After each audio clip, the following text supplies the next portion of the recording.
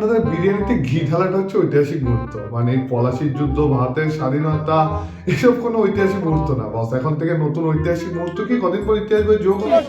আমেরিকানদের নতুন দোকানের প্রথম বিরিয়ানির হাড়ি জাস্ট এবারে যাচ্ছে গ্যালন গ্যালন ঘি। আর ভাই বলছি এটা গ্যালন গ্যালন ঘি। 1 গ্যালন সমান কত জানো? 1 গ্যালন মানে হচ্ছে 3.785 লিটার। এটা কোন অ্যাঙ্গেল থেকে মনে হচ্ছে যে এটা গ্যালন গ্যালন ঘি মনে হলো? বিরিয়ানির খনি থেকে এবার হিরে বেরোচ্ছে, হিরে। বাহ, ও কি গন্ধ, বাহ। $100 $100 $100 $100। ফুড ব্লগারদের ক্রেজ দেখেছো? মানে ঘি বিরিয়ানি খনিতে চলে গেল, এটা বিরিয়ানি খনি, এর থেকে হিরে বেরোচ্ছে, মানে ওদের আলাদাই লেভেলে চলছে চিন্তা ভাবনা। সালা বার্না খালে তো ফ্রিতে বিরিয়ানি দেবে না, তাই যা পারছে তাই বলে চেঁচাচ্ছে। যদি 70 স্যার বেঁচে থাকতেন না, তাহলে এদের নিয়ে কল্প বিজ্ঞানের কোনো সিনেমা বানাতো শিওর। না না, এটা কোনো রাজনৈতিক সম্মেলনই না, কোনো রাজনৈতিক নেতাদের নিয়ে বক্তব্য রাখছে না, এটা কোনো ফ্যান মিটাবো না বস। এটা কি চলছে? ফুড ব্লগারদের সম্মেলনী। আরে যদি কোনোদিন দেখি না বিভিন্ন জায়গা থেকে এইসব দোকানদাররা ভোটে দাঁড়াচ্ছে, আমি খুব বেশি একটা অভাব হবো না। এরা রাজনৈতিক নেতাদের রিপ্লেস করে দিক, আর নিউজ রিপোর্টারদের ফুড ব্লগাররা রিপ্লেস করে দেবে। তবে কিছু জায়গায় কিন্তু ফুড ব্লগারদের রাশি চক্র না ভালো চলছে না। কিছু দোকানদার তো ফুড ব্লগার দেখলে করে ভূত দেখার মতো আটকে উঠছে। রাজুর মুসলিম যদি কেস হয়ে যায় তাহলে আমি কেন করতে পারবো? আন্ডা থেকে 30 টাকা। কত করে কাকা? না না, আমার এখানে ছবি তোলা নিচ্ছে, এখানে তুমি তো রাস্তায় বসেছো। না না, ফুটপাতে বসেছো, ফুটপাতে বসে স্টেশনে তো না। তাহলে দাম বলে দাও খালি একবার, আর কিছু বলে দাও, দামটা খালি বলে দাও কত কি দাম রয়েছে, কেমন দাম। কাকা দুটো কথা বললো, কাকি একেবারে সচেতন। কাকি কোনো কথা নিজেও বলবে না, কাকাকেও বলতে দেবে না। কাকি একদম সচেতন আছে ফুড ব্লগার। হঠাৎ যদি কেউ পকেট থেকে ফোন বার করে ভিডিও করতে শুরু করে দেয়, সাথে সাথে দোকানদার বলছে না ভিডিও করতে না, একেবারে বান করে দিচ্ছে। ভালো আছো? কেন গো? আর এদিকে ট্রেন্ডিং এ চলে রাজুদা। রাজুদা তো একদম নোটিশ লাগিয়ে দিয়েছে দোকানে যে কোনো ফুড ব্লগারের ক্যামেরার সামনে দাদা কোনো কথা বলে না। দাদা এখন নিজের পেজে শুধু নিজের ক্যামেরার সামনে কথা বলে। স্টেশনে গেলেও কথা বলবে না? কার সাথে? স্টেশনে পোর্টালাদের সাথে বলো না, ওখানে তো ফ্রি অ্যালাউ করে দিয়েছে। আমি এখন তোমার সাথে যে স্টেশন যাবো, না না, তুমি বাড়ি যাওয়ার পথে। ওইখানে প্রশাসনিক প্রবলেম হয় তুমি সামলাবে। ধরো আমার কোনো প্রবলেম হলো, ডেস্কিটা কেড়ে রেখে দিল ভিডিওতে নতে, ওটা অফ করো না, ওটা অফে কথা বলো না। আচ্ছা আচ্ছা ঠিক আছে, তাহলে কি হবে না, তাই তো? ঠিক আছে। ভিডিওতে আগে যাওয়ার আগে একটা কথা বলে রাখি, ভিডিওর একদম শেষে আমি কিছু রিসেন্টলি আসা কিছু নেগেটিভ কমেন্টস উত্তর দেবো, তো ভিডিওটা শেষ পর্যন্ত দেখি। এর আগে এক ফুড ব্লগারের মাইক পড়ে গেছিল রাউদার তরকারিতে, আর সেই নিয়ে হয়েছিল সালা বহুত কন্ট্রোভার্সি। ওই জন্য এখন যদি রাউদার তরকারির সামনে কেউ ফোন নিয়েও আসে, রাউদা একদম সাথে সাথে বলে দেয় এর মধ্যে ঢুকিয়ে দে।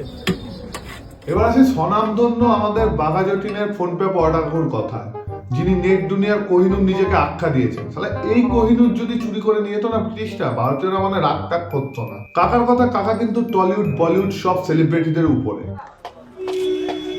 আমি জানি অনেক সেলিব্রিটি আছে, অনেকে আছে আমার টলিউড বলিউড যোগাযোগ করছে। যাই হোক, এত ভাইরাল সমস্ত সেলিব্রিটির উপরে আছে। টলিউডের সব অ্যাক্টরসরা কিন্তু এই কাকার সঙ্গে ছবি তোলার জন্য পাগল। আরে ভাই, আমি রোস্ট করার জন্য মন থেকে বানিয়ে বলছি না, কাকা নিজেই বলছে। বহুত তো আমার, ওরা তো টলিউডের সমস্ত অ্যাক্টররা আমার সঙ্গে ছবি তোলার জন্য মানে আকুল ভাবে ওয়েট করে রয়েছে। কারণ কাকা হলো বিভৎস ভাইরাল। আর বিভৎস ভাইরাল মানে কি জানো? বিবস্ত কোনটা? বিবস্ত মানে জামা প্যান্ট খোলা। তবে কাকা যত এইসব বলুক, কাকার মন কিন্তু হেভি উদার, হেভি উদার। কাকাই কিন্তু সমস্ত কন্টেন্ট ক্রিয়েটারদের দাঁড় করিয়েছে। পেজ মানে যে কন্টেন্ট ক্রিয়েটারকে দাঁড় করিয়েছি, আমি ওই নতুন পেন নিয়ে আর খাতা নিয়ে বসি, পেনের কালি শেষ হয়ে যাবে নাম লিখতে লিখতে। এইভাবেই বললাম, সমস্ত কন্টেন্ট ক্রিয়েটাররা আমাকে নিয়েই চলে। আর ওয়েস্ট বেঙ্গলে নেট দুনিয়ার ডন আমি, এটুকু শিওর। কাকা ছাড়া জীবনে দাঁড়ানোর কোনো রাস্তা নেই। নেট দুনিয়ার ডন উনি, সব কন্টেন্ট ক্রিয়েটারদের উপরে উনি। কিন্তু কাকা কিন্তু নিজের অবস্থান সম্পর্কে খুব সচেতন। কাকা জানে ইন্টারনেটে এসে যেসব উনি বলে, তাই নিজের সেফটির জন্য এখন থেকে কোনো ইভেন্টে কিন্তু কাকা উইদাউট সিকিউরিটি আর যাবে না। সিকিউরিটি দেখতে পাবে, কোনো অনুষ্ঠানে সিকিউরিটি ছাড়া আমি অ্যাটেন্ড করবো না। এসব শুনে তো বুঝতেই পারছো, কাকা ভাইরাল হওয়ার পর থেকে অহংকার হয়ে গেছে অন্ধ। তবে ফুড ব্লগারদের যে ভাই কি ধৈর্য, কি ধৈর্য, ওরা যে কি সব সহ্য করে ভিডিও বানায়, তোমাদের একটা উদাহরণ দেখাচ্ছি। তোমার কোশ্চেন নেই, কেন চলো আউট। কেন কেন আর তোমার কোশ্চেন হবে না, চলো ভাগো। হ্যাঁ কিছু মাথা মোটা এসছে ভাই, একটু ওয়েট করো। বিভৎস ভাইরাল ডিজে।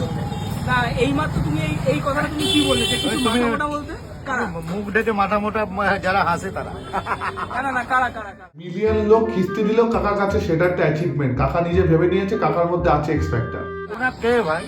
আমরা মানুষ তোমরা মানুষ, পথ চলতে হবে, তোমাকে গালাগালি করবে না। আর তুমি আমি গালে করবে, কেন? গালাগালি ভালো কথা বলবে, কারণ আমার মধ্যে সেই জিনিসটা আছে। কি আছে কি আছে? মানুষ জানে আমার মধ্যে কি আছে। আমার ভিডিও চললেই মিলিয়ন, কেন বা? তবে কাকার ট্রিকটা কিন্তু হেভি সিম্পল আর খুব কাজে দিচ্ছে। কাকা কি করে, যে উঠবে ট্রেন্ডিং এ তাকে দেবে কিস্তি, তার নামে করবে বদনাম, তার এটা দোষ ওটা দোষ। কাকার কথায় কাকাই সেরা। কাকার কথায় সোজাসুজি কাকা হলো ইন্টারনেটের সর্বচিত ফুড এসাই। যারা রাজুদাকে তুলেছে তারা সবাই নাকি ছাপড়ি। ইয়েস, কেন বলেছি? কেন বলি? কেন বলি? ওয়েট, কেন বলি? রাতের খাসি সকালে বাসি। বাস্তব মানুষকে যারা ক্ষতি করে তাদেরকে আমি তুলে দেব। দরকার নেই। কেন দেখার দরকার নেই? আমি কে সেটা নেটে জানাচ্ছি। সেটা বাসি নয়। হ্যাঁ, তুমি তো রাত্রিবেলা মটর ভিজিয়ে রাখো। মটর ভিজিয়ে রাখলে তো মোটা হয় বাসি নয়? না।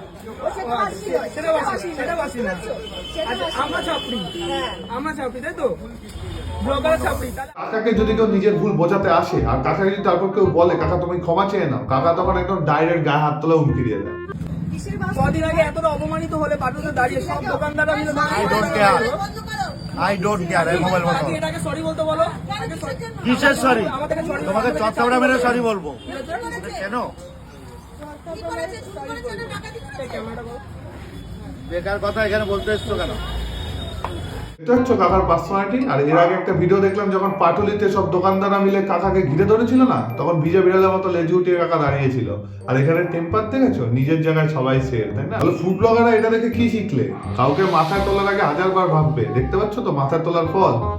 যাকে মাথায় তুলেছে এখন সেই মাথায় উঠে নাচছে। আমি বলি ওর কেন বলবে? ওকে তো তোমরাই তুলে ভাইরাল করেছো, ওকে হিট করেছো। নাহলে ওকে ডাকতো কোনো জায়গায়, কোনো স্টেজে, কোনো দোকানের প্রমোশনে? তোমরাই তো করেছো ভাইরাল। আর এখন দেখেছো কাকে তুলেছো তোমরা? তাই কাউকে না এরকম ভাইরাল করার আগে খুব সাবধান। পরে আবার দেখো সেই আবার পিছনে এসে বাস না দেয়। এখন তোমাদেরই বলছে ছাপড়ি, তোমাদেরই বলছে মাথা মোটা। আর আসি রিসেন্টলি আমার প্রতি আসা কিছু হেড কমেন্টস এর জন্য। প্রথম কথা হচ্ছে ট্রেন্ডিং এ যেগুলো নেই সেগুলো নিয়ে ভিডিও বানাচ্ছে কেন? ট্রেন্ডিং এ নেই, খান বাবা নিয়ে ভিডিও বানাচ্ছে একজন বলেছে। আরে ভাই ঠিক আছে, ট্রেন্ডিং এ নেই যখন দেখো না তুমি। তোমার যখন ট্রেন্ডিং ভিডিও দেখতে হয়, যারা ট্রেন্ডিং টপিক নিয়ে বানাচ্ছে তারা দেখো। যারা হেলদি ক্রিটিসিজম করে তাদের কথা আমি সবসময় শুনি। যেমন আগের ভিডিওতে একটা ভাই বলেছে যে আমার কথা নাকি ইকো হচ্ছে, তো ভাইকে বলবো ভাই প্লিজ দেখো যে এইবার আমার কথাটা ইকো হচ্ছে কিনা। আমি একটা জিনিস অ্যাপ্লাই করলাম, তাতে দেখো তো একটু, আমায় প্লিজ জানিও যদি তুমি আমার ভিডিওটা দেখতে পাও। তুমি বলছে কাজ বাজ কর এসব ছেড়ে। হ্যাঁ কাজ বাজ করি না করি সে তো আমিই জানি। বলছে তুমি কি আমার বাড়িতে এসে ভাতটা দিয়ে যাও? তা তো দিচ্ছ না। আর যদি এতই মন থাকে আমাকে টাকা পয়সা দিয়ে হেল্প করার, খুব তাড়াতাড়ি আমার চ্যানেলে হয়তো তোমাদের আশীর্বাদে জয়েন্ট বাটনটাও চালু হয়ে যাবে আর সুপার চ্যাটও পাঠাতে পারবে। তখন প্লিজ টাকা পাঠিয়ে দিও, আমার খুব হেল্প হবে। বলছে সস্তা রোস্টার। হ্যাঁ অবশ্যই সস্তা এডিট করি, একদমই ঠিক ভাই, একদমই। আমার ক্ষমতা নেই ভিডিও বানানোর শুরুতে একেবারে দামি ডিএসএলআর আমার মুখের সামনে এসে ধরবো বা ম্যাকবুক নিয়ে এডিট করতে হইব। ফোনে ভিডিও বানাই, ফোনে এডিট করি, যেটুক সামর্থ্য সেটুক বানাচ্ছি। তাতে লোক যেটুক ভালোবাসছে আমি তাতে খুশি। আর তুমি তো খুব দামি এডিটার, এদিকে নিজের ফেসটা পর্যন্ত দিতে পারোনি। আর নিজের ফেস নিয়ে যদি কনফিডেন্স নাই থাকে অন্তত এডিট করে সুন্দর করে তো দিতে পারতে। আর যদি সেটা নাই পারো, তুমি তো দামি এডিটার হয়ে কি করলে?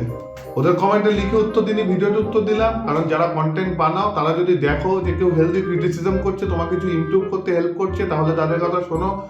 বাকি এসব পাবলিকের কথা একদম বাদ দাও। ভিডিও ভালো লাগলে চ্যানেলটা সাবস্ক্রাইব করতে পারো, লাইক করো, শেয়ার করো। দেখা হবে আগামী ভিডিওতে। ভালো থাকো, সুস্থ থাকো।